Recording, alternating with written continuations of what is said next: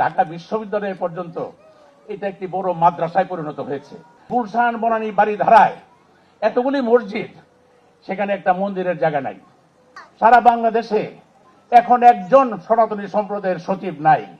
আমাদের DC SP কোথাও আমাদের কোনো পদায়ন নাই এবং ডক্টর ইউনূস সমস্ত ক্ষেত্র থেকে সমস্ত হিন্দুদেরকে বিতরণ করে গেছেন।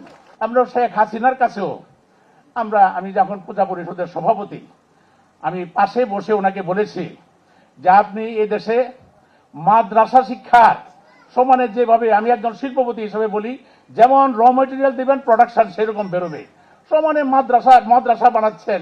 এই যে আজকে যাত্রাবাড়ির দিকে যাবেন, চাষারার দিকে যাবেন, শুধু মাদ্রাসা ডাইনে বা মাদ্রাসা, এই যে এরা যেদিন উঠে আসবে সেই দিন, আমি বক্তৃতায় গিয়ে বলেছি ঢাকেশ্বরী মন্দিরে, সেদিন আপনার পতন হবে, এই দেশ আফগানিস্তান হবে, পাকিস্তান হবে, এমন একটি কথাও বলেছি। অনেক আওয়ামী লীগার আমাকে পিছন থেকেও টান দিয়েছে, কিন্তু আজকে অবস্থাটা দেখেন যে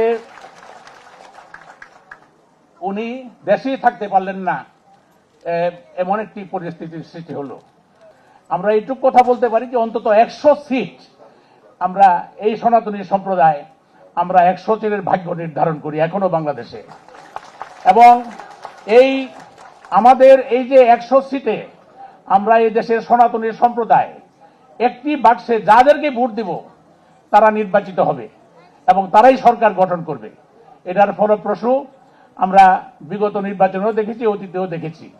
আমি 6 ফেব্রুয়ারি এর আগে যখন তারেক রহমান সাহেব লন্ডন থেকে ফিরে আসলেন, আমার এই ভূমিকার কারণে তিনি একটি সভার আয়োজন করলেন গুলশান বিএনপি অফিসে, এবং সেখানে হিন্দু সম্প্রদায়ের বহু মানুষ উপস্থিত ছিল, বিভিন্ন মন্দির থেকেও গেছিল। আমাকে ওনার পাশে স্টেজে নিয়ে বসালেন এবং আমি আমার বক্তব্য রেখেছিলাম। আমি যে কথাগুলি বলেছিলাম সংক্ষিপ্তভাবে বলি। আমি বলেছিলাম যে হিন্দুরা আপনাদেরকে ভোট দিবে, কিন্তু একটি কথা, আমাদের যোগ্যতার ভিত্তিতে, ধর্মের ভিত্তিতে নয়, যাদের যোগ্যতা আছে তাদেরকে যেন সঠিক জায়গায় পদায়ন করতে হয়।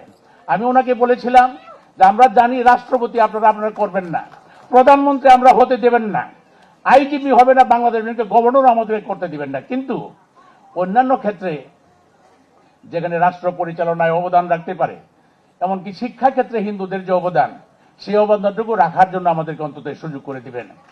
এবং সেখানে তিনি রংপুরে গিয়ে প্রথম যে বক্তব্য রাখলেন তারেক রহমান সাহেব, সেখানে কিন্তু এই কথা বলেছিলেন যে আমি ধর্ম বর্ণ নির্বিশেষে আমি যোগ্যতার ভিত্তিতে পদায়ন করব।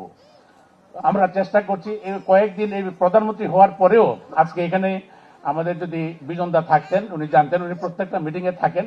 মাননীয় প্রধানমন্ত্রীর সাথে মিটিং করেছি, স্বরাষ্ট্রমন্ত্রী মহোদয়ের সাথে করেছি, সংস্থাপন মন্ত্রণালয়ে গিয়ে কথা বলেছি, এবং সেখানেও আমরা একই কথা বলি যে আমাদের দাবি দেওয়া পূরণ হচ্ছে না।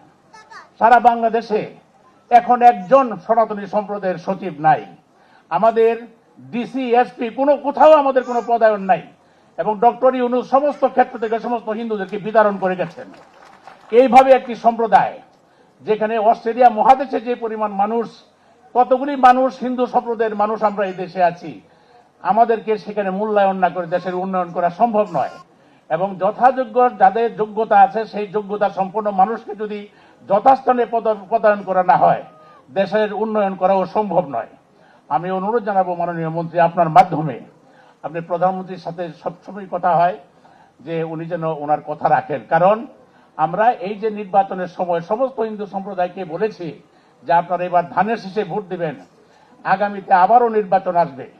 আমি জানি না আওয়ামী লীগের নির্বাচন আবার এই দেশে রাজনীতি করবে কিনা, সেটা আমরা জানি না, কিন্তু এটুকু জানি যে আপনারা যদি আমাদের জন্য একটি পদক্ষেপ, আমরা একটু ভালো থাকি এরকম একটি পরিবেশ যদি আপনি করে দেন এবং করেন, তাহলে আমরা 2টি পদক্ষেপ আপনাদের জন্য আমরা এগিয়ে যাব, এই কথা আমরা দিতে পারি। আমরা বলেছিলাম যে এই যে হরিদাসকে ওখানে রামের নিয়ে যে সমস্ত গন্ডগোল হচ্ছে, আমাদের যে অবতার তাকে জুতা মারা হলো ব্যানারের মধ্যে, স্বরাষ্ট্রমন্ত্রীকে আমরা অনুরোধ জানিয়েছিলাম যে এদেরকে গ্রেপ্তার করা হোক, এদের বিচার হয় না।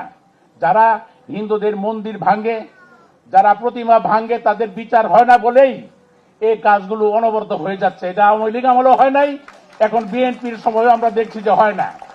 এগুলো হতে হবে, নয়তো আমরা এখানে আমাদের সমান অধিকার নিয়ে বসবাস করা খুব কঠিন। আমি ধন্যবাদ জানাই 9 তারিখে যখন নজরুল ইসলাম খান সাহেবের সাথে মিটিং করি নির্বাচনের আগে, তখন তিনি ইশতেহারে দেখিয়েছিলেন যে দেখেন আমরা বিশ্বাসী অবিশ্বাসী সকল মানুষের জন্য সমান অধিকার নিশ্চিত করেছি, আমার ইশতেহারে লেখা আছে।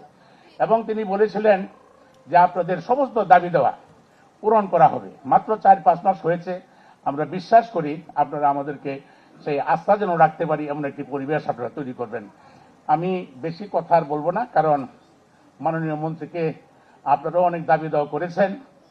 আমরা শেখ হাসিনার কাছেও আমি যখন পূজা পরিষদের সভাপতি, আমি পাশে বসে ওনাকে বলেছি যে আপনি এই দেশে মাদ্রাসা শিক্ষার সমানে যেভাবে, আমি একজন শিল্পপতি হিসেবে বলি, যেমন র মেটেরিয়াল দিবেন প্রোডাকশন সেরকম বেরোবে, সমানে মাদ্রাসা বানাচ্ছেন। এই যে আজকে যাত্রাবাড়ির দিকে যাবেন, কাছাড়ার দিকে যাবেন, শুধু মাদ্রাসা ডাইনে বাই মাদ্রাসা, এই যে এরা যেদিন উঠে আসবে সেই দিন, আমি বক্তৃতায় যে বলেছি ঢাকেশ্বরী মন্দিরে, সেদিন আপনার পতন হবে, এই দেশ আফগানিস্তান হবে, পাকিস্তান হবে, এমন একটি কথাও বলেছি। অনেক আওয়ামী লীগার আমাকে পিছন থেকেও টান দিয়েছে, কিন্তু আজকে অবস্থাটা দেখেন যে উনি দেশেই থাকতে পারলেন না, এমন একটি পরিস্থিতির সৃষ্টি হলো। তো সেখানে আজকে ঢাকা বিশ্ববিদ্যালয় পর্যন্ত এটা একটি বড় মাদ্রাসায় পরিণত হয়েছে। আমাদের মন্দিরগুলি নাই, বিভিন্ন মন্দির দখল হয়ে গেছে, ভেঙে ফেলেছে। আমি বক্তব্যে বলেছি এবং মাননীয় প্রধানমন্ত্রীর কাছে ফাইলটা দিয়েছি ইয়ার সময়, যে গুলশান বনানী বাড়ি ধারায় এতগুলি মসজিদ, সেখানে একটা মন্দিরের জায়গা নাই। আমরা বলেছি একটু জায়গা দেন, আমরা যথাযথ টাকা দিব, আমরা এখানে সুন্দর মন্দির করে আমরা যেখানে পূজা অর্চনা করতে পারি।